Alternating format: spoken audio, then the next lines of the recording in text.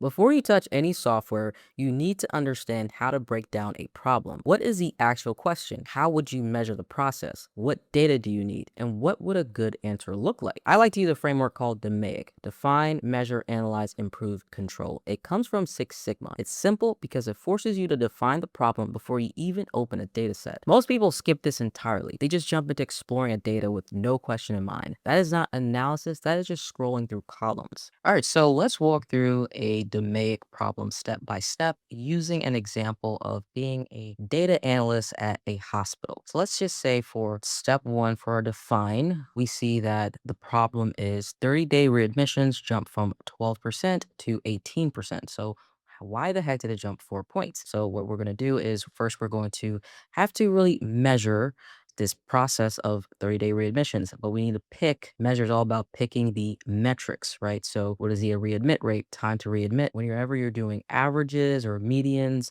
statistics, this is where it comes in. Your measure. Then you're going to analyze. So after you know the metrics that you're going to use and analyze for, then you're going to create charts.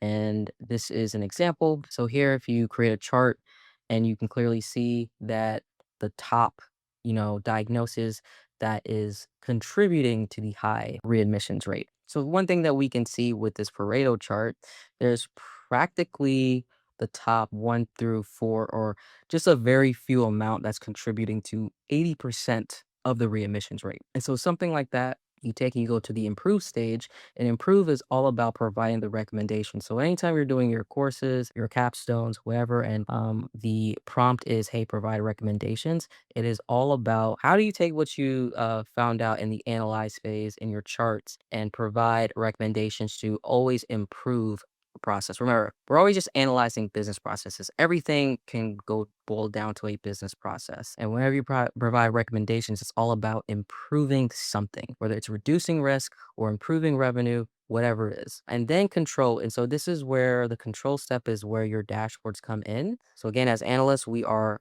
analyzing business processes, and dashboards visualize business processes. So again, dashboards are not just pretty charts, but this is where the decision makers can pretty much see whether a process is normal, whether it is out of bounds or, abnormal, where there's outliers, whatever it is. But this gives them the visual view so that they can see this and then they can take this and, go to the next steps.